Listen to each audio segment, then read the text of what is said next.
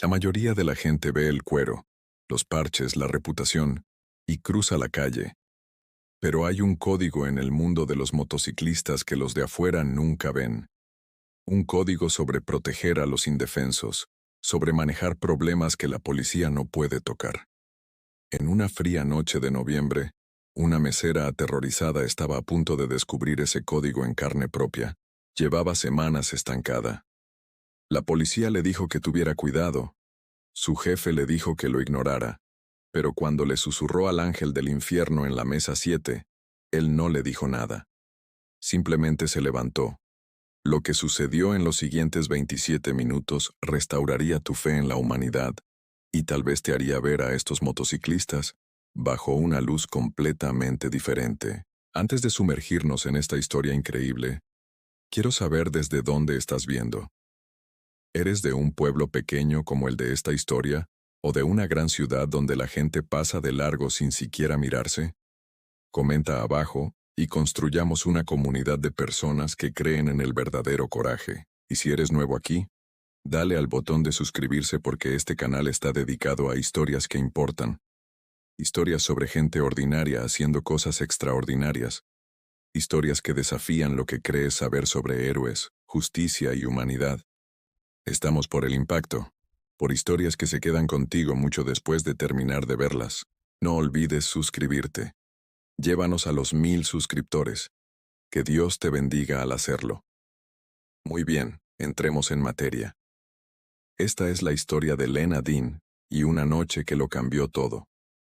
Si alguna vez has trabajado en un empleo donde te sentías invisible, donde la gente te miraba sin verte realmente, entonces ya conoces a Lena Brooks, 23 años, con ojos cansados que aún lograban brillar cuando sonreía.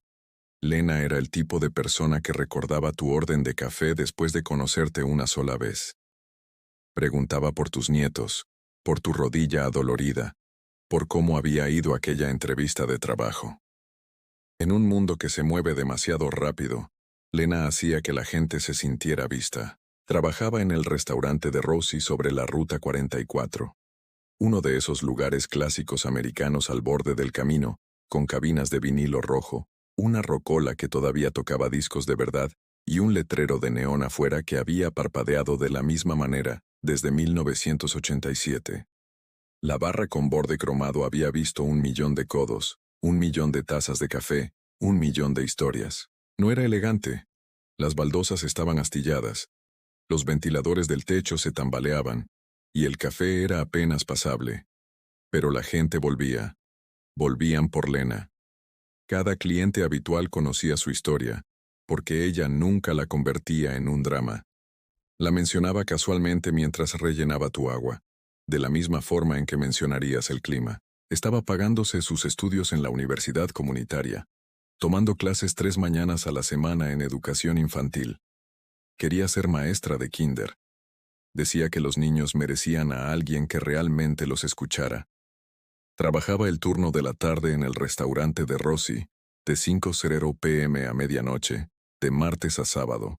Luego tomaba el último autobús a casa, y se despertaba a las 6:00 para su trabajo matutino en una tintorería 2 pueblos más allá. Los fines de semana hacía turnos dobles en el restaurante cuando la necesitaban. Los clientes habituales la adoraban. El viejo Carl, que se sentaba en la mesa 3 cada jueves, siempre le dejaba una propina de $5 en una cuenta de $7. María, que entraba después de sus turnos de enfermería, le traía tamales caseros en los días festivos. La multitud del desayuno de fin de semana sabía que si Lena estaba trabajando, sus panqueques tendrían esa mantequilla extra encima, la que los hacía saber realmente bien.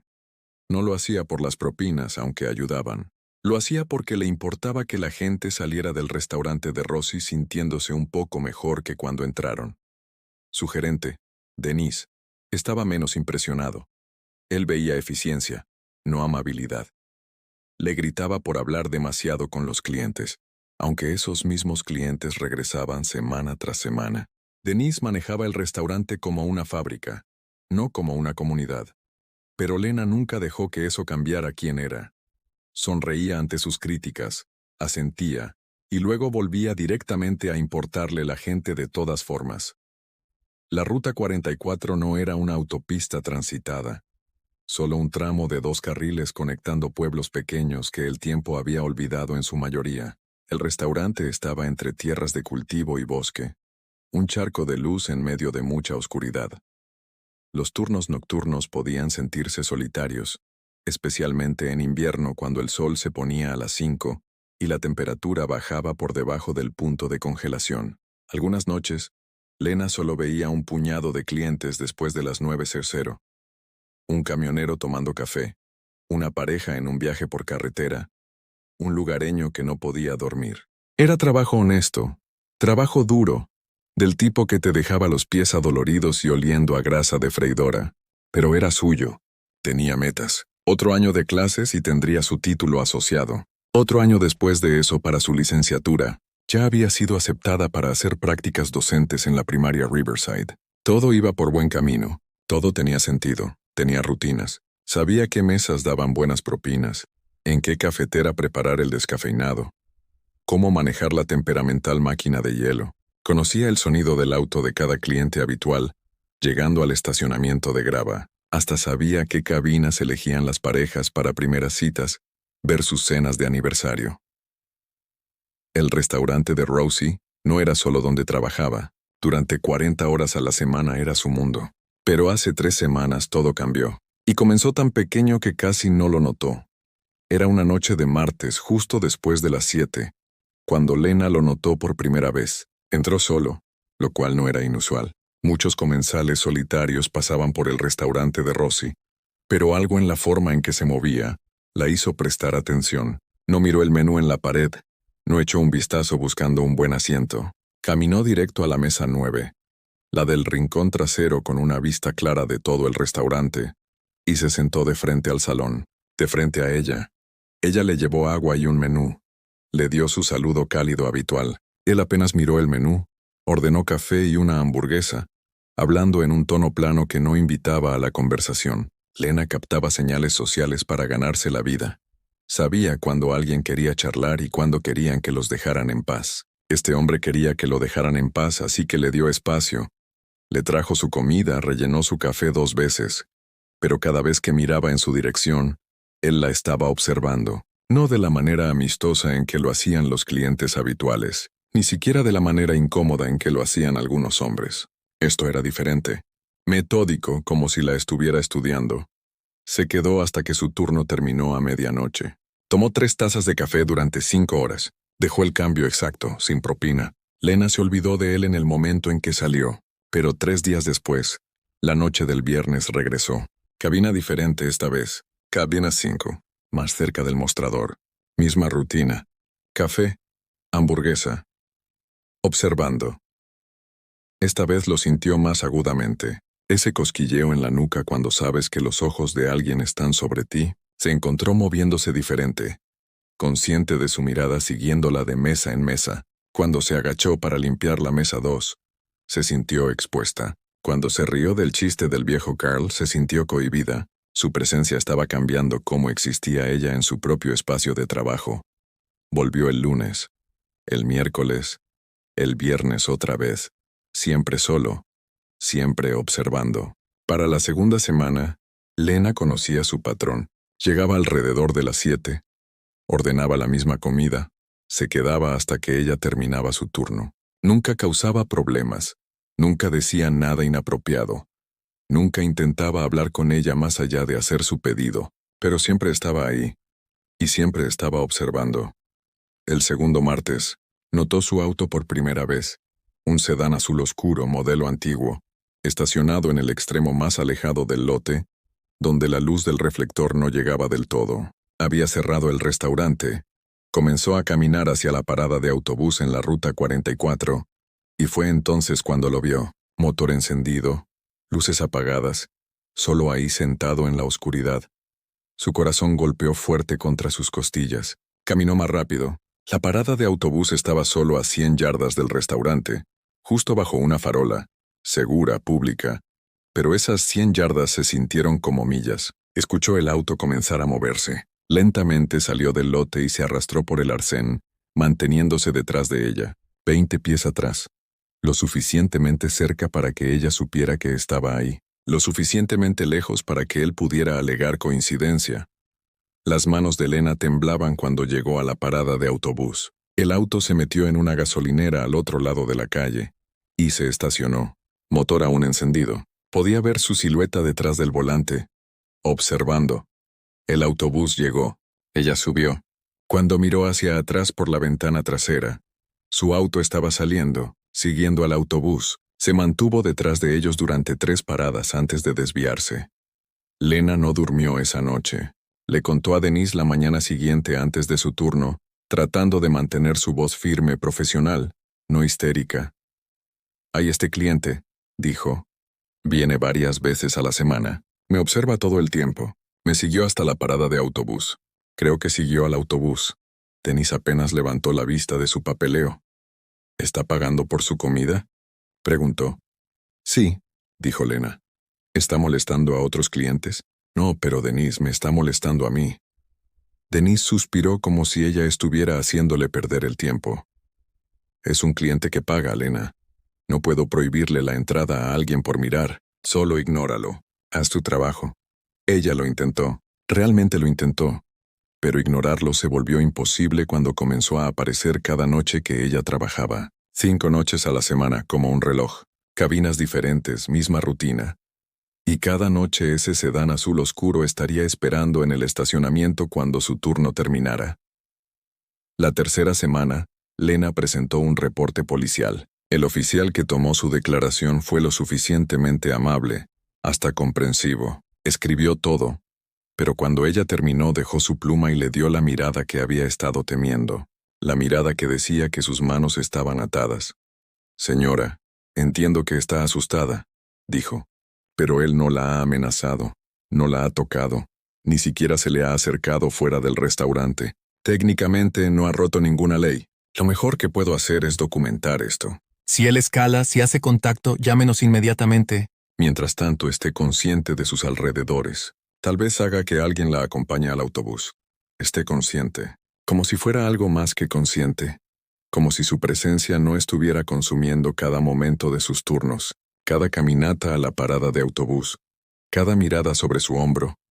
Lena aún no lo sabía, pero su acosador había hecho esto antes 2 veces y ambas veces. Bueno, entenderás por qué ella estaba en verdadero peligro. El ángel del infierno observando todo esto.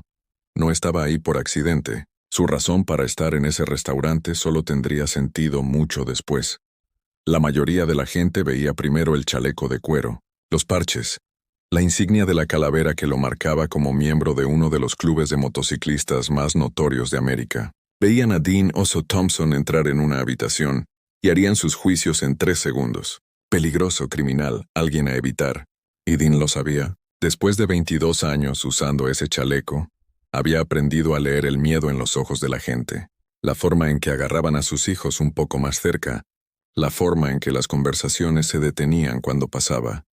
Pero la gente que realmente conocía a Dean, que había vivido en los pueblos pequeños a lo largo de la Ruta 44 por un tiempo considerable, sabían algo diferente. Sabían que había ayudado al viejo Patterson a arreglar su cerca después de una tormenta, sin pedir un centavo. Sabían que organizaba colectas de juguetes cada Navidad desde hacía 15 años. Sabían que cuando la familia Miller lo perdió todo en un incendio de casa, Dean y sus hermanos aparecieron con camiones llenos de muebles y ropa y nunca dijeron una palabra al respecto. Temido, sí, pero respetado de maneras que importaban más que la reputación. Dean tenía 47 años, construido como sugería el apodo, con gris entretejido en su barba oscura y manos que habían visto trabajo duro y millas más duras. Antes del club, antes del chaleco, antes del apodo había sido el cabo Dean Thompson, cuerpo de marines de los Estados Unidos, 2 tours en Irak, vio cosas que aún lo despertaban algunas noches, hizo cosas de las que nunca hablaría tomando una cerveza. Los marines le enseñaron disciplina, lealtad, hermandad, el tipo de lazos que no puedes romper, porque están forjados en situaciones donde romperse significa morir. Cuando regresó a casa, encontró esa misma hermandad en el club. Uniforme diferente, mismo código. La gente malinterpretaba lo que el club realmente representaba. Los medios mostraban a los forajidos, la violencia, el elemento criminal que existía en algunos capítulos, pero el código por el que los miembros reales vivían, el que Dean juró defender, era simple y sagrado: proteger a las mujeres, proteger a los niños, proteger a aquellos que no pueden protegerse a sí mismos, levantarse cuando otros se alejan, ser el muro entre los inocentes y los lobos. No estaba escrito en algún manual, se entendía, se transmitía de los veteranos que habían escrito antes, que habían construido el club sobre principios que la sociedad moderna había olvidado en su mayoría.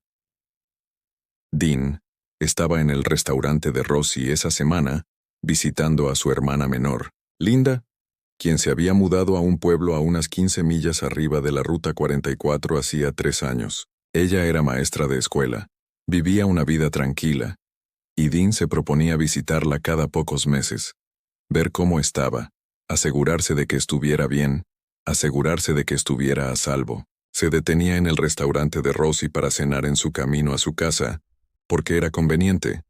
La comida era decente, y nadie lo molestaba ahí. Se sentaba tranquilamente, comía su cena, dejaba una buena propina y se iba.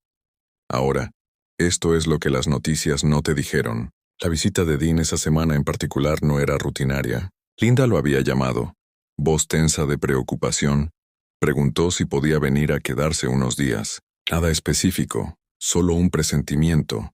Solo necesitaba a su hermano mayor cerca. Dean no hizo preguntas. Empacó una maleta.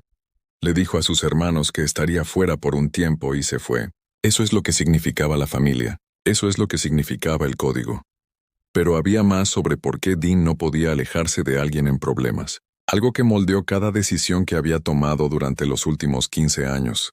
Su hermana Linda, la maestra con la vida tranquila, no siempre había sido tan tranquila. En la universidad hace 20 años, Linda había sido acosada. Un compañero de clase se obsesionó con ella. La siguió por el campus, apareció en su dormitorio, dejó notas en su auto. Ella lo reportó a la seguridad del campus. Le dijeron que lo investigarían. Se lo dijo a sus amigos. Dijeron que estaba exagerando. Se lo dijo a Dean.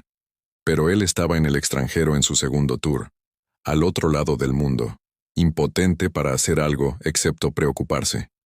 Nadie la ayudó. Nadie lo tomó en serio hasta la noche en que su acosador irrumpió en su apartamento. Sobrevivió, pero apenas. Lo combatió con un cuchillo de cocina y su propia voluntad desesperada de vivir. Las cicatrices en su antebrazo, 3 líneas irregulares, se habían desvanecido con los años. Pero Dean aún las veía cada vez que se abrazaban, y cada vez que las veía, recordaba la promesa que se hizo a sí mismo cuando finalmente regresó a casa y vio a su hermanita, de 21 años, traumatizada y rota. Nunca más.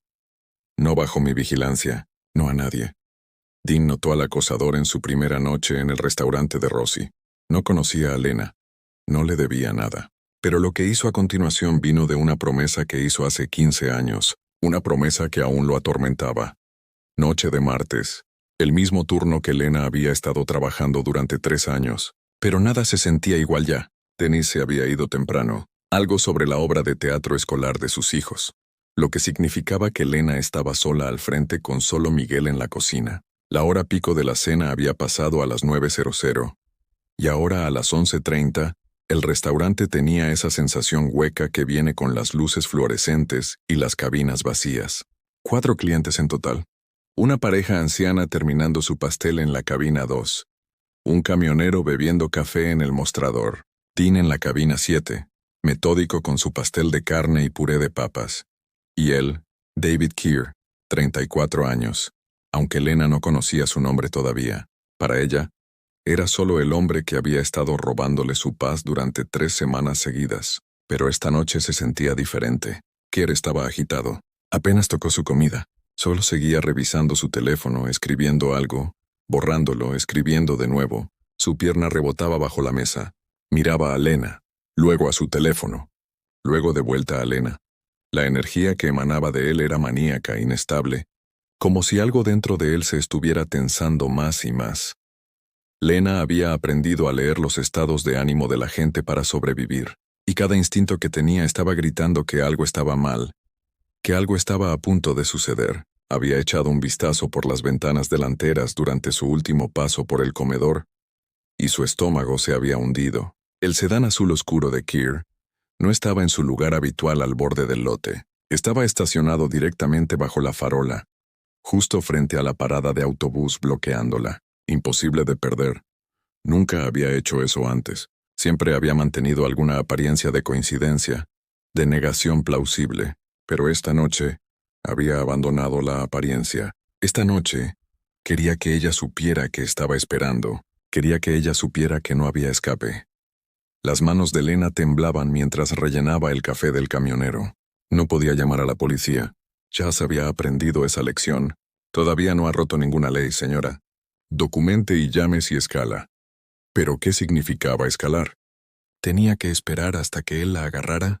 ¿Hasta que la lastimara? El sistema había dejado en claro que su miedo no importaba. Solo importaba la evidencia. Solo importaba la violencia que ya había sucedido. Estaba atrapada. La parada de autobús estaba a 100 yardas, y su auto estaba sentado justo ahí como una promesa. Miguel se iría por la parte de atrás cuando su turno terminara a medianoche, y ella estaría sola para cerrar. Sola para caminar pasando ese auto. Sola con lo que sea que Keir había estado preparándose durante 3 semanas. Su pecho se sentía apretado, su respiración superficial. Así es como sucedía, se dio cuenta. Así es como las mujeres terminaban en las noticias, todos preguntando, ¿por qué no hizo algo? ¿Por qué no buscó ayuda? Como si no lo hubiera intentado. Como si el sistema no le hubiera fallado en cada oportunidad. Entonces vio a Dean, tranquilo, firme Dean que había estado viniendo toda la semana, que se sentaba solo y nunca causaba problemas y dejaba buenas propinas. No lo conocía. No sabía nada de él excepto ese chaleco de cuero y los parches que lo marcaban como alguien a quien la mayoría de la gente temía. Pero la desesperación te hace buscar salvadores improbables. Y justo entonces, improbable era todo lo que tenía. Lena caminó a la cabina 7, jarra de café en mano, aunque su taza aún estaba llena. Su corazón latía tan fuerte que estaba segura de que él podía oírlo. Se inclinó más cerca de lo que normalmente se acercaría a cualquier cliente, y su voz salió como un susurro, roto y desesperado. Disculpe, lamento mucho molestarlo, pero ese hombre de allá no deja de seguirme. Ha estado viniendo aquí durante semanas. Me espera, me sigue hasta el autobús. No sé qué hacer. Por favor. Dean no respondió con palabras, simplemente la miró, realmente la miró, y ella vio algo en sus ojos que la hizo querer llorar de alivio. Reconocimiento, comprensión, creencia. Luego su mirada se desplazó más allá de ella hacia la cabina de Keir. Solo una mirada lenta, deliberada, sin agresión, sin amenaza, solo reconocimiento.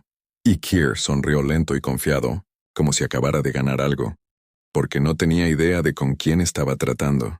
No tenía idea de que el hombre tranquilo en el chaleco de cuero lo había estado observando durante días. No tenía idea de lo que estaba a punto de suceder. Lo que Dean hizo en los siguientes 60 segundos violó alrededor de 5 leyes diferentes, pero cuando escuches por qué lo hizo y lo que sabía sobre Keir, entenderás por qué a veces la justicia vive fuera de la sala del tribunal. Si crees que los verdaderos héroes no siempre usan insignias, dale al botón de me gusta. Mostremos algo de amor por las personas que realmente dan la cara. Dean dejó su tenedor. Lento, deliberado, el tipo de movimiento que lleva peso, se deslizó fuera de la cabina 7 y se levantó a su altura completa, 6'3" de músculo y propósito. La pareja anciana levantó la vista de su pastel. El camionero en el mostrador miró hacia allá. Lena se quedó congelada detrás de la caja registradora, jarra de café aún en la mano, y Keir, todavía sonriendo esa sonrisa confiada, observó a Dean acercarse como si todo esto fuera parte de algún juego. Pensaba que estaba ganando. Dean cruzó el restaurante a un ritmo medido, sin apresurarse, sin agresión, solo firme, inevitable, como un frente de tormenta acercándose. Cuando llegó a la cabina de Keir no pidió permiso, no esperó una invitación, simplemente se sentó frente a él, acomodándose en el asiento de vinilo con el tipo de calma que viene antes de la violencia. El aire en el restaurante cambió. Incluso las luces fluorescentes parecían zumbar diferente. Por un momento ninguno de los dos habló. Dean solo lo miró. Lo estudió de la forma en que estudiarías un insecto bajo vidrio. La sonrisa de Keir vaciló solo ligeramente, pero se aferró a ella. Trató de parecer divertido en lugar de nervioso. Finalmente, Dean habló, su voz baja y pareja, apenas por encima de un tono conversacional. Has estado viniendo aquí 3 semanas, cada noche que ella trabaja. ¿Qué? La sonrisa de Keir se amplió, pero ya no llegaba a sus ojos. Se encogió de hombros, casual como si estuvieran discutiendo el clima. Me gusta el café. Es un país libre. Puedo comer donde quiera. Dean no parpadeó. No se movió. La sigues hasta la parada de autobús. Esperas en tu auto. Conduces detrás del autobús. Eso no es por el café. La sonrisa se quebró. Keir se reclinó hacia atrás, tratando de crear distancia, tratando de reclamar algún sentido de control. No sé de qué estás hablando y no sé quién te crees que eres, pero no puedes simplemente sentarte y acusarme de... No te estoy acusando, interrumpió Dean, su voz todavía tranquila, todavía controlada. Te estoy diciendo lo que has hecho, lo que estás haciendo y lo que planeas hacer esta noche. Hizo un gesto hacia la ventana, hacia el sedán azul oscuro estacionado en la parada de autobús. Moviste tu auto al frente y al centro. ¿Quieres que ella lo vea? ¿Quieres que sepa que no puede escapar? Eso es escalamiento, David. La cara de Keir se puso pálida, no por lo que Dean dijo, sino por cómo lo dijo. El nombre. Dean había usado su nombre. ¿Cómo sabes? Nunca te dije mi... Sé quién eres. Dean se inclinó hacia adelante solo ligeramente, y la temperatura en la cabina pareció bajar 10 grados. David Keir, 34 años. Albany, Nueva York, 2019. Jessica Moreno sacó una orden de restricción contra ti. Dijo que la seguiste durante 2 meses después de que te rechazara para una segunda cita. Apareciste en su trabajo. Te sentaste afuera de su apartamento. Portland, Oregón, 2021. Emily Chun presentó cargos de acecho contra ti. Los retiró 3 semanas después de que te mudaras fuera del estado. Tienes un patrón, David, y los patrones no se rompen solos. El color se drenó completamente de la cara de Keir ahora. Su boca se abrió, se cerró, se abrió de nuevo. Lucía como un hombre viendo toda su fachada cuidadosamente construida colapsar en tiempo real. No puedes. No hay forma de que puedas saber eso. Esa información no es pública, nunca. No estoy haciendo nada ilegal aquí. No puedes probar. No necesito probar nada, dijo Dean, su voz cargando el peso de certeza absoluta. Solo necesito saber. Y yo sé, aquí es donde la historia se complica. Porque Dean no investigó a Keir esa noche. No podría haberlo hecho. David Keir había sido cuidadoso. Se había mudado de estados después de cada incidente. Usaba diferentes cafeterías, diferentes rutinas, diferentes enfoques. Nunca había sido condenado por nada. Nunca cumplió tiempo. Su nombre no estaba en ninguna base de datos pública a la que un motociclista al azar pudiera acceder un martes por la noche. Entonces, ¿cómo lo sabía Dean? La respuesta revela una red que ha estado operando en las sombras durante décadas. ¿Recuerdas cuando dije que Dean no estaba ahí por accidente? Su hermana no solo sobrevivió a su acosador, construyó algo, y Dean era parte de ello. La postura defensiva de Keir cambió a algo más agresivo. Se sentó más erguido, mandíbula apretada, ojos endureciéndose. ¿Me estás amenazando? Porque puedo llamar a la policía ahora mismo. No puedes tocarme. No he roto ninguna ley. Y si pones un dedo sobre mí, vas a ir a la cárcel, yo no. Así que cualquier acto de tipo duro que creas que estás haciendo aquí, no te estoy amenazando, dijo Dean. Y había algo casi triste en su voz, casi decepcionado. Te estoy ofreciendo una elección, pero tienes que entender lo que está pasando aquí.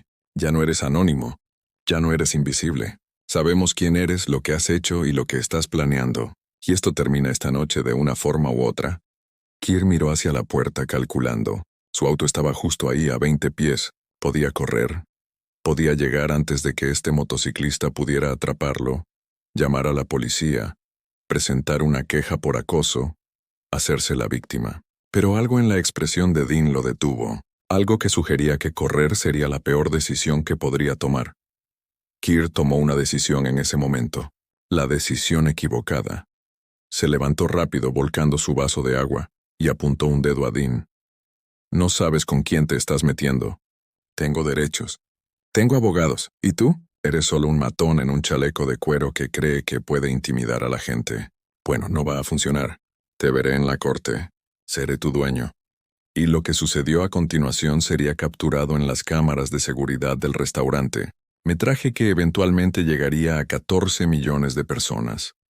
Para entender lo que sucedió a continuación en ese restaurante, necesitas entender algo que existe en los márgenes de la sociedad, algo que opera en las sombras porque la luz de la legalidad no le permite funcionar, algo que nació del fracaso, de sobrevivientes que miraron sistemas rotos y dijeron, si ellos no nos van a proteger, nos protegeremos entre nosotros.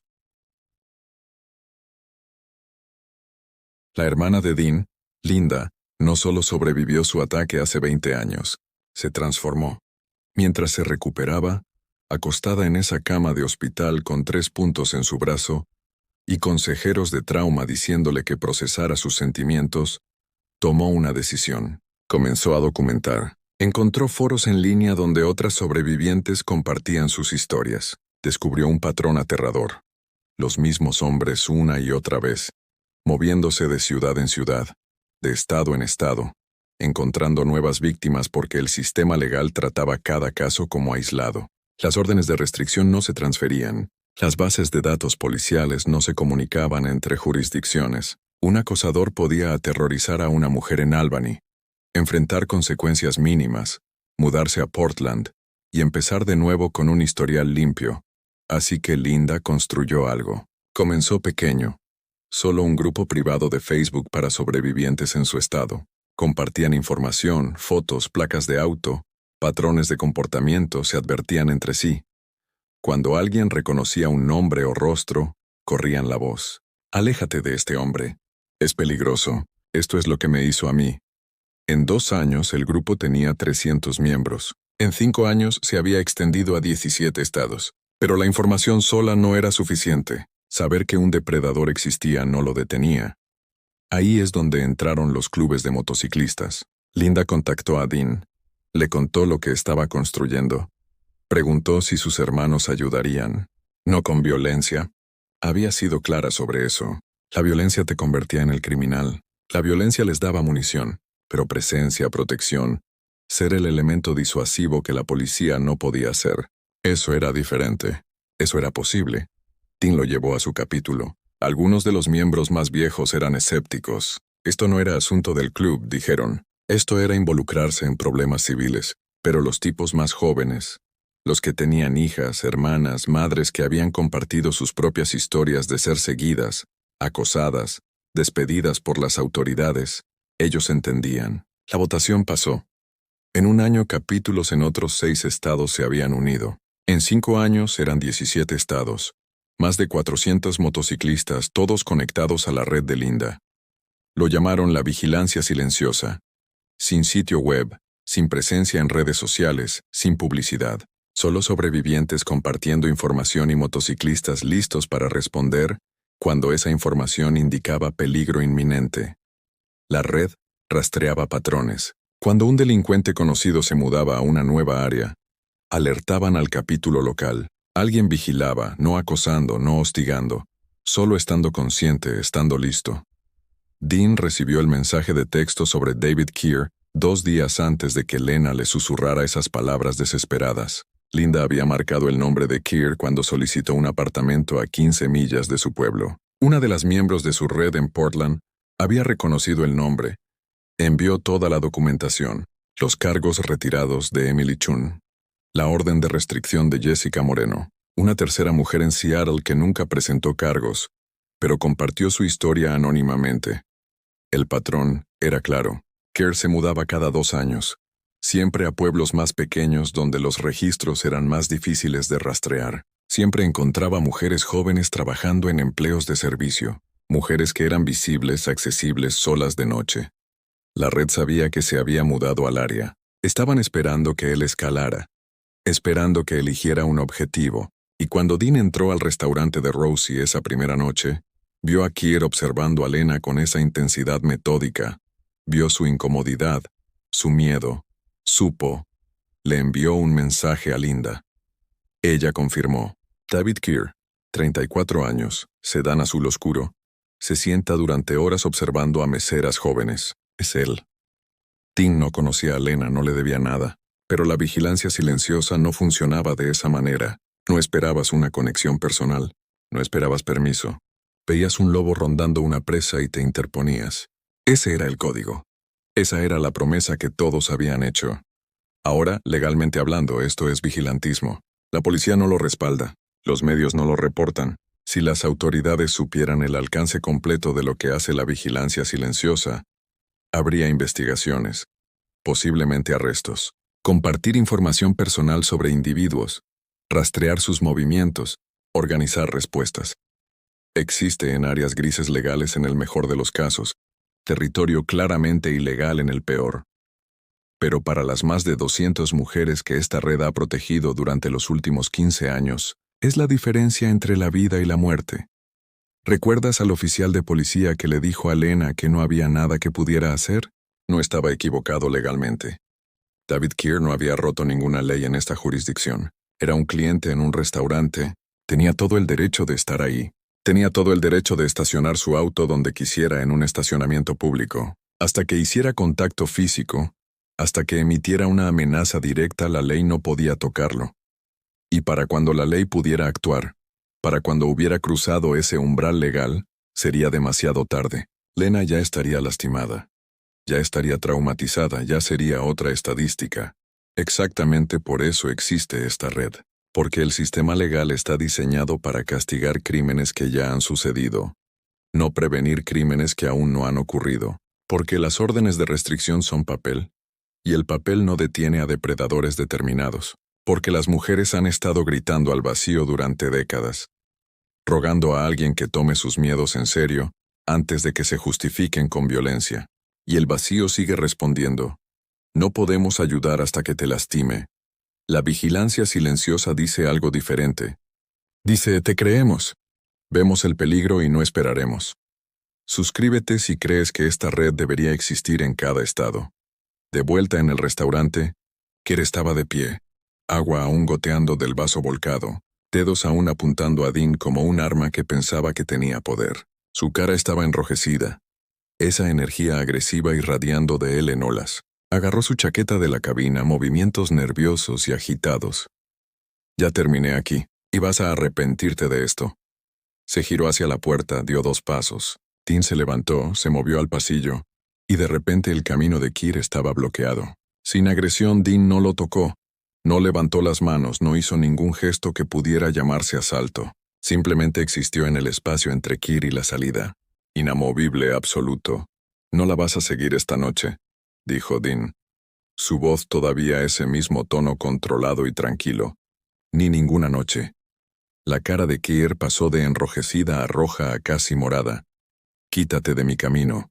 No puedes tocarme. Pones una mano sobre mí y llamaré a la policía. Te arrestarán por asalto, por acoso, por...» «Adelante», dijo Dean, y sacó su teléfono del bolsillo, se lo extendió. «Llámalos. Diles por qué estás aquí. Diles que has estado acosando a una mesera durante 3 semanas. Diles sobre Albany. Diles sobre Jessica Moreno y la orden de restricción. Diles sobre Portland. Diles sobre Emily Chun y por qué ella retiró esos cargos. Adelante. Esperaré». Keir miró el teléfono como si fuera una serpiente. Su boca trabajaba, pero no salían palabras porque entendía ahora. Realmente entendía que esto no era un farol. Este hombre sabía cosas que no debería saber. Tenía información que se suponía que no debía existir. Y llamar a la policía no lo salvaría. Lo expondría. La puerta del restaurante se abrió. La campanita sobre ella sonó, alegre e incongruente con la tensión llenando el salón. 2 hombres más entraron, ambos usando chalecos de cuero, ambos llevando los mismos parches que Dean, ambos moviéndose con ese mismo propósito deliberado. La pareja anciana en la cabina, 2 rápidamente puso dinero en su mesa y se fue, sin hacer contacto visual con nadie.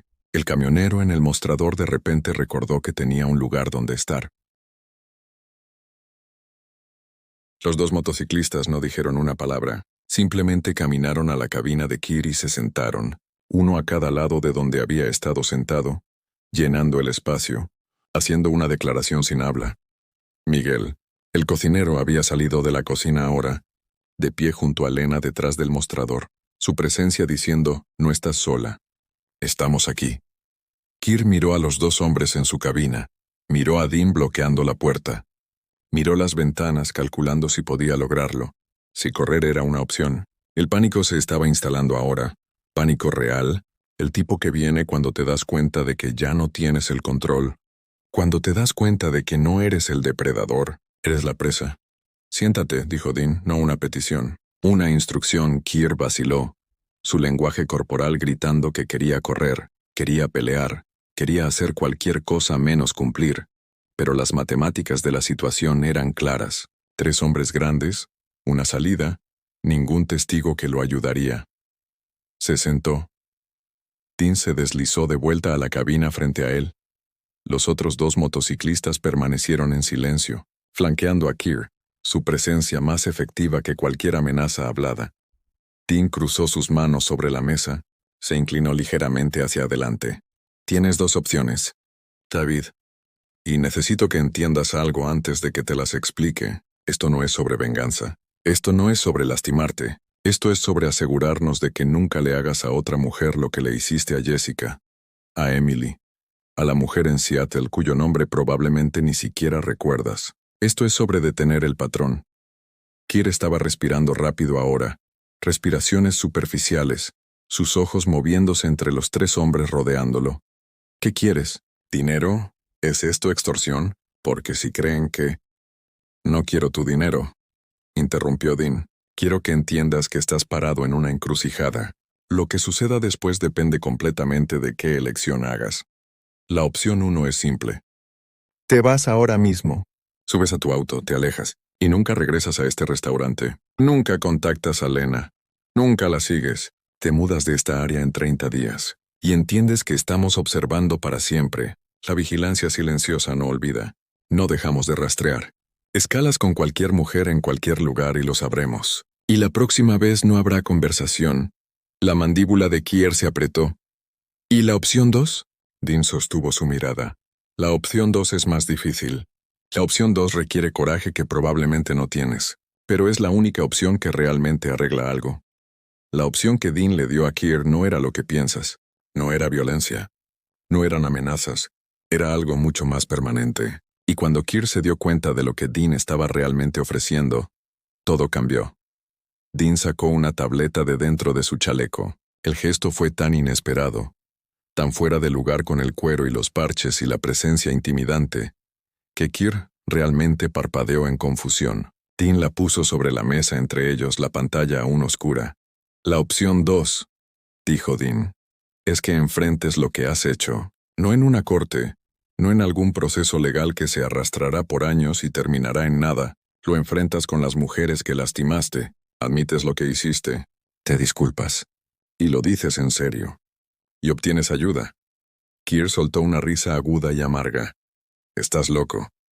¿Crees que voy a confesar crímenes en cámara para que puedan chantajearme para siempre? ¿Crees que soy estúpido? Creo que eres un cobarde, dijo Dean, su voz todavía pareja, todavía controlada.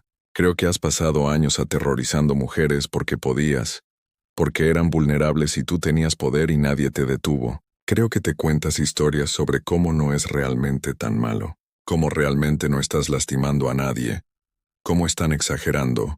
Pero la opción 2 significa mirar la verdad, mirar lo que realmente hiciste, y decidir si quieres seguir siendo esta persona. Tocó la pantalla de la tableta, se iluminó, mostrando a 2 mujeres en una videollamada de pantalla dividida, ambas en sus finales de 20s o principios de 30s, ambas sentadas en habitaciones que parecían apartamentos normales, vidas normales. La mujer a la izquierda tenía cabello oscuro recogido en una cola de caballo, lentes, una expresión reservada. La mujer a la derecha tenía cabello más claro. Estaba sentada con las piernas cruzadas en un sofá. Lucía nerviosa pero determinada. La cara de Kir se puso blanca, realmente blanca, el color drenándose tan rápido que podías verlo suceder. Eso no es. ¿Cómo pudieron? Su voz salió estrangulada. Jessica Moreno, dijo Dean señalando a la mujer a la izquierda. Emily Chun, señalando a la derecha. Son parte de la red, han sido parte de ella desde lo que les hiciste. Y cuando escucharon que tu nombre surgió de nuevo, cuando escucharon que habías encontrado otro objetivo, se ofrecieron como voluntarias. Quieren hablar contigo, David. pero solo si estás dispuesto a escuchar. Jessica habló primero, su voz saliendo por el altavoz de la tableta con sorprendente firmeza. Hola, David. Han pasado 5 años desde que hiciste mi vida una pesadilla viviente. 5 años desde que tuve que obtener una orden de restricción porque no aceptabas que no quería volver a verte. 5 años desde que tuve que mudarme, cambiar mi número de teléfono, mirar sobre mi hombro cada vez que salía de mi apartamento. La voz de Emily era más suave, más temblorosa, pero habló de todas formas. 3 años para mí. 3 años desde que me seguiste durante meses, desde que apareciste en mi trabajo, mi gimnasio, la casa de mi amiga. 3 años desde que presenté cargos y luego los retiré porque mi abogado dijo que sería tu palabra contra la mía y no podía permitirme perder. Kier estaba sacudiendo la cabeza, manos arriba como si pudiera bloquear físicamente sus palabras. No tengo que escuchar esto. Esto es trampa. Esta es la opción 2, interrumpió Dean. Te sientas aquí. Escuchas lo que tienen que decir. Admites lo que hiciste. Te disculpas. Y ellas deciden si es genuino. Lo grabamos. Luego entras a un programa de terapia que hemos verificado. Tratamiento especializado para comportamiento de acoso. Te reportas con la red cada semana durante 2 años. Proporcionas prueba de asistencia. Prueba de progreso. Si completas los 2 años sin ningún incidente, sin acercarte inapropiadamente a ninguna mujer, sin escalar, borramos la grabación. Te vas con un historial limpio. ¿Y si no? La voz de Kier era apenas un susurro. Si no completas el programa, o si violas los términos, o si atacas a otra mujer en cualquier lugar, la grabación va a cada departamento de policía donde has vivido. Va a las redes sociales, se vuelve viral. Tu cara, tu nombre, tu confesión en todas partes. No podrás mudarte a un nuevo pueblo y empezar de nuevo. Todos sabrán lo que eres. Este es el momento que dividió el Internet cuando la historia eventualmente salió. La mitad de la gente dijo que Dean le dio demasiada misericordia. Dijeron que depredadores como Kier no cambian, no merecen la oportunidad. Dijeron que la única justicia era exposición, enjuiciamiento, castigo. La otra mitad dijo que esto era rehabilitación real, que el sistema de justicia no arregla nada, solo almacena personas y las libera más enojadas. Que darle a alguien la oportunidad de realmente cambiar, de enfrentar a sus víctimas, de hacer el trabajo duro de convertirse en mejor persona. Eso es lo único que realmente protege a futuras víctimas. Pero lo que importa, lo que realmente importa, es lo que las mujeres querían. Jessica y Emily eligieron esto. Eligieron enfrentarlo. Eligieron ofrecer este camino. Jessica se inclinó más cerca de su cámara. Quiero escucharte decirlo, David. Quiero escucharte admitir lo que me hiciste. No alguna disculpa vaga, la verdad real. Y luego quiero escuchar por qué. ¿Por qué pensaste que tenías el derecho de aterrorizarme? Kier miró a Dean, a los 2 motociclistas todavía sentados a cada lado de él, a Lena detrás del mostrador observando con ojos muy abiertos, a la tableta mostrando a 2 mujeres que había lastimado, 2 mujeres que de alguna manera eran más fuertes de lo que él jamás sería. Y algo en él se rompió, no la postura enojada y defensiva, eso se desmoronó.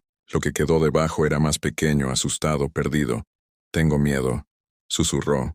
Las palabras salieron como una confesión, como algo que nunca había admitido a nadie, tal vez ni siquiera a sí mismo.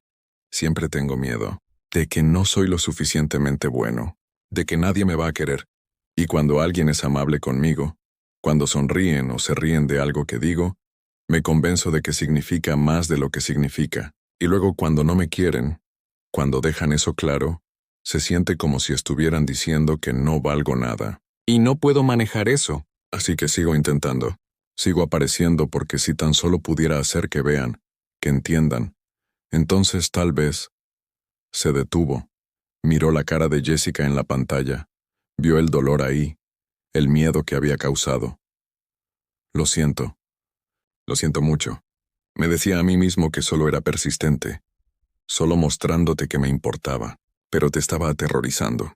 Lo sé ahora. Lo sabía entonces, si soy honesto, simplemente no podía parar. Emily habló, su voz más fuerte ahora. ¿Entiendes lo que le hiciste a mi vida? La ansiedad, los ataques de pánico, La forma en que todavía reviso cada auto en cada estacionamiento. La forma en que ya no puedo confiar en los hombres. No puedo dejar que nadie se acerque porque...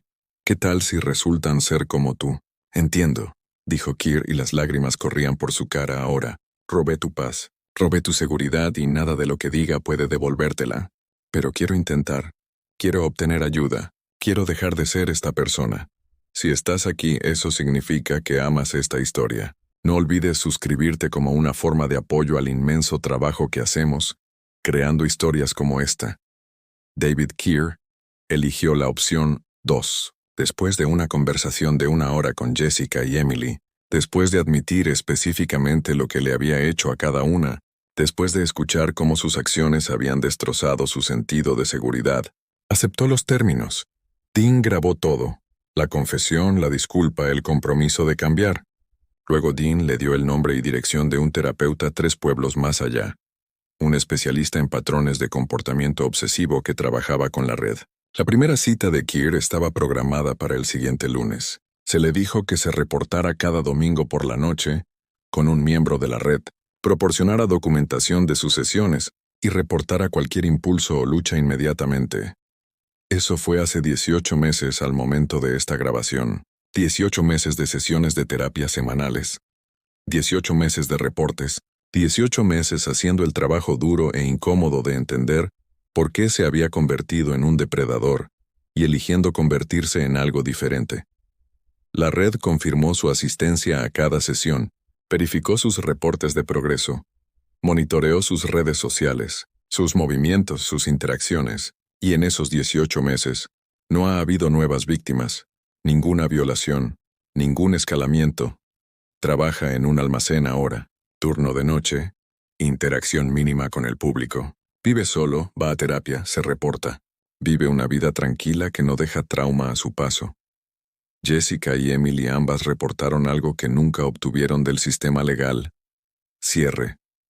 No el cierre limpio y simple que la gente imagina, sino algo real, el conocimiento de que habían sido escuchadas, creídas y que sus elecciones habían importado. Jessica dijo en una entrevista de seguimiento con la red que enfrentar a David, decirle directamente lo que había hecho a su vida, le había dado un sentido de poder que había perdido el día en que él comenzó a seguirla por primera vez. Emily dijo que saber que estaba recibiendo ayuda real, que el patrón podría realmente detenerse, la dejaba dormir mejor de lo que había dormido en años.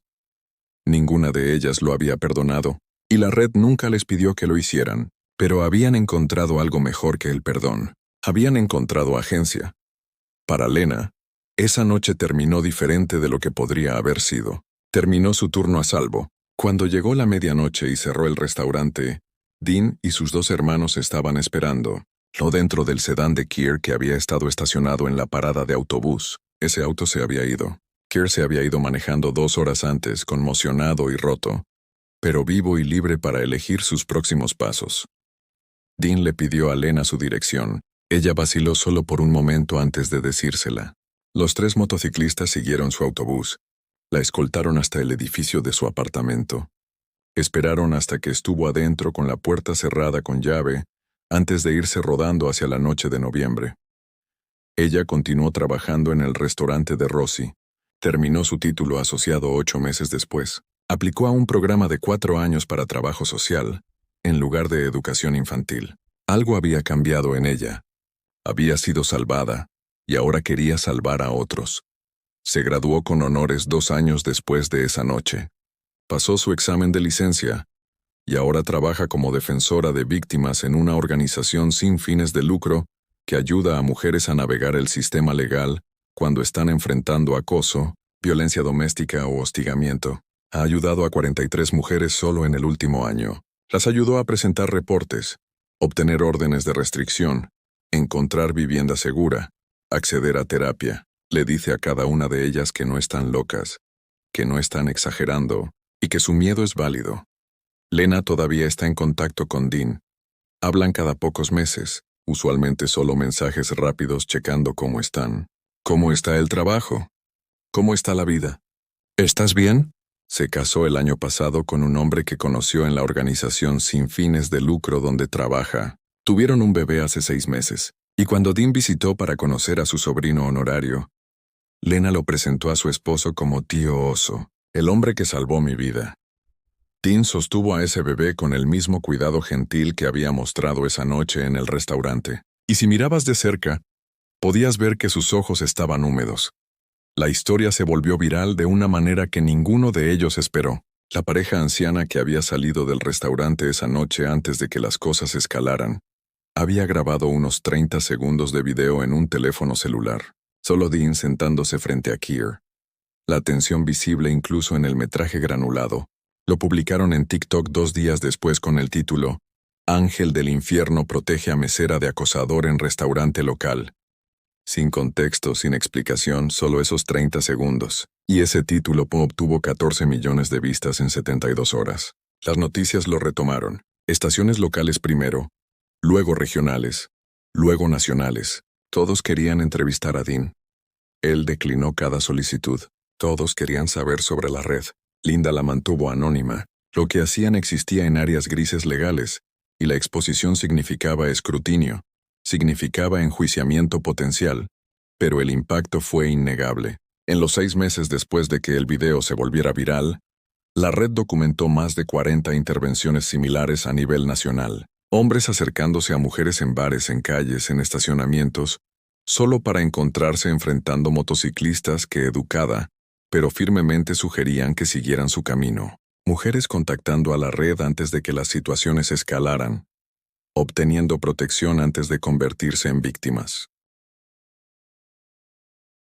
Esta historia no es realmente sobre una mesera en un restaurante en una noche de martes. Es sobre el fracaso sistemático de instituciones diseñadas para proteger a personas vulnerables. Es sobre la brecha entre cuando alguien sabe que está en peligro y cuando la ley reconoce que ese peligro es accionable. Es sobre mujeres que gritan al vacío y se les dice que esperen hasta que la violencia suceda antes de que alguien pueda ayudar. Es sobre un sistema roto que trata el miedo como evidencia inadmisible y solo responde a la sangre. Las estadísticas son asombrosas. 1 de cada 6 mujeres será acosada en su vida. Más de 6 millones de personas son acosadas anualmente, solo en Estados Unidos. El 76% de las mujeres asesinadas por parejas íntimas fueron acosadas primero. Las señales de advertencia están ahí. El peligro es real. Las víctimas lo saben, pero el sistema legal requiere prueba que a menudo solo viene después de daño irreversible. Las órdenes de restricción son violadas en casi la mitad de todos los casos, y la víctima promedio de acoso soporta el comportamiento durante casi 2 años antes de que pare. 2 años de miedo, 2 años de mirar sobre tu hombro, 2 años esperando lo inevitable.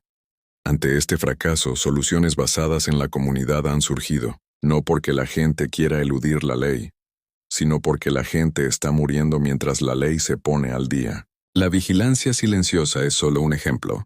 A través del país, movimientos liderados por sobrevivientes están creando redes que hacen lo que las instituciones no harán o no pueden. Grupos de vigilancia vecinal específicamente entrenados en comportamientos de acoso. Comunidades en línea que comparten información sobre delincuentes reincidentes. Colectivos de autodefensa que enseñan a mujeres no solo cómo pelear, sino cómo reconocer patrones de peligro antes de que escalen. Y sí, clubes de motociclistas. El estereotipo existe por una razón. Forajidos, criminales, hombres peligrosos que viven fuera de las reglas de la sociedad. Pero ese estereotipo oscurece una verdad más compleja. Muchos de estos clubes fueron fundados por veteranos, por hombres que regresaron de la guerra y no pudieron encajar de vuelta en una sociedad que no entendía lo que habían visto o hecho. Hombres que encontraron hermandad en el único lugar que tenía sentido. Y dentro de esa hermandad, muchos encontraron propósito en protección. No todos los clubes operan de esta manera. Algunos son exactamente lo que el estereotipo sugiere, pero otros, como el capítulo de Dean, viven por un código que dice: la fuerza existe para defender a los indefensos.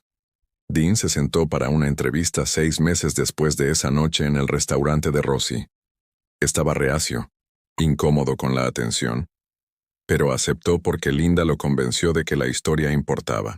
Se sentó en su garaje, rodeado de partes de motocicleta y herramientas, y habló en ese mismo tono tranquilo y medido que había usado con Keir. No somos héroes, dijo. Solo somos gente que se niega a mirar hacia otro lado. Todos quieren sentirse seguros. Todos quieren creer que si algo malo pasa, alguien ayudará. Pero la verdad es que la mayoría de la gente no ayuda. Lo filman en sus teléfonos. Publican sobre ello después. Dicen qué terrible es, pero en el momento, miran hacia otro lado. Nosotros solo decidimos que no haríamos eso nunca más. Cuando le preguntaron sobre su hermana, sobre la motivación personal detrás de su involucramiento, la expresión de Dean se tensó. Mi hermana merecía que alguien diera el paso. Tenía 19 años, estudiando para ser maestra y fue aterrorizada durante meses. Todos le fallaron. Seguridad del campus, la policía, sus amigas que le dijeron que estaba siendo dramática. Todos. Hasta que fue casi demasiado tarde. Lena merecía mejor que eso. Cada mujer merece mejor que eso. Cada persona merece sentirse segura en su propia vida. El entrevistador le preguntó si pensaba que el parche, la insignia del ángel del infierno, lo hacía valiente. Dean sacudió la cabeza. El parche no te hace valiente. Elegir actuar te hace valiente. Ese camionero que salvó a mi hermana hace 20 años no estaba usando un parche. Era solo un tipo que escuchó a alguien gritar y corrió hacia el peligro en lugar de alejarse. Eso es valentía. Ese es el estándar. El parche solo significa que tengo hermanos que correrán hacia el peligro conmigo. La vigilancia silenciosa ha crecido exponencialmente desde ese video viral. 23 estados ahora. Más de 400 voluntarios. No todos ellos motociclistas. No todos ellos hombres. Las sobrevivientes mismas componen casi el 40% de la red. Han protegido a más de 200 mujeres en casos confirmados. Probablemente más que nunca fueron oficialmente documentados. Y aquí está el número que más importa. 0 muertes entre individuos protegidos. Ni una mujer bajo la vigilancia de la red ha sido asesinada por su acosador o abusador. Ni una operan en áreas grises legales, rastreando personas sin órdenes, compartiendo información que las leyes de privacidad prohibirían, confrontando individuos que no han sido condenados por crímenes. Si los fiscales quisieran, probablemente podrían encontrar cargos para presentar, pero los resultados hablan por sí mismos. 200 mujeres todavía vivas, todavía respirando, todavía construyendo vidas que habrían sido cortadas. Hay una cosa más sobre Dean que hace esta historia aún más poderosa, algo que Lena solo aprendió meses después, algo que explica por qué él no podía alejarse. Si crees que las comunidades deben proteger a los suyos, suscríbete y comparte este video. Si te opones a los acosadores y depredadores, comenta, no en mi vecindario. Así es como sucede el cambio, una historia compartida a la vez. Lena aprendió toda la verdad sobre Dean 6 meses después de esa noche. Durante una conversación en la casa de Linda, Linda le mostró una fotografía de hace 20 años. Una mujer joven con ojos brillantes y una sudadera de universidad sonriendo a la cámara, sin ninguna preocupación en el mundo. Esa soy yo, dijo Linda en voz baja, 3 semanas antes de que sucediera. La hermana de Dean no solo fue acosada, su acosador escaló. Irrumpió en su apartamento a las 2:00 de la madrugada mientras dormía. Despertó con él de pie sobre su cama. Luchó. Gritó. Agarró el cuchillo de cocina que había comenzado a guardar bajo su almohada. La lucha duró minutos que se sintieron como horas. Estaba perdiendo. Él era más fuerte, más enojado, determinado. Y entonces un extraño escuchó su grito a través de la ventana abierta. Un camionero haciendo una entrega nocturna había estacionado en el callejón, detrás de su edificio. Pateó la puerta, separó al atacante de ella, lo sostuvo hasta que llegó la policía. Linda sobrevivió, pero apenas. 3 costillas rotas, una muñeca fracturada, esas cicatrices en su brazo, y trauma que tomaría años procesar. El camionero se quedó solo el tiempo suficiente para dar una declaración a la policía. Luego desapareció en la noche. Linda nunca obtuvo su nombre completo. Nunca pudo agradecerle apropiadamente. Dean pasó años buscando, rastreó el reporte policial, encontró el nombre, pero no llevó a ninguna parte. La dirección estaba equivocada. El teléfono desconectado. El hombre había desaparecido como humo. Así que me convertí en él, le dijo Dean a Lena ese día en la casa de Linda. Para cada mujer que lo necesite. Ese extraño no conocía a mi hermana. No le debía nada, pero corrió hacia su grito, Cuando todos los demás llamaron al 911 y esperaron, arriesgó su vida por alguien que nunca había conocido. Pasé años tratando de encontrarlo para decirle gracias, y luego me di cuenta de que el único agradecimiento que importaba era hacer lo que él hizo, ser lo que él fue, para mujeres como tú. La imagen final de esta historia no es la confrontación, no es el video viral, es algo más tranquilo. Tim alejándose del restaurante de Rosie esa medianoche, después de escoltar a Lena a casa, el motor de su motocicleta rugiendo hacia la oscuridad, Lena en la ventana del restaurante, a salvo detrás de puertas cerradas, despidiéndose con la mano de un hombre al que había temido a primera vista, pero que resultó ser su salvación. A veces los ángeles usan cuero, y a veces lo único que se interpone entre el peligro y la seguridad es alguien dispuesto a interponerse. Si esta historia te conmovió, no solo mires. Actúa. Suscríbete para asegurarte de que se cuenten historias de coraje real. Comparte esto para que alguien que necesita verlo lo encuentre. Comenta, apoyo a los sobrevivientes, para que el algoritmo sepa que queremos más de este contenido, no entretenimiento sin sentido. Cada compartida es un voto por el mundo en el que queremos vivir.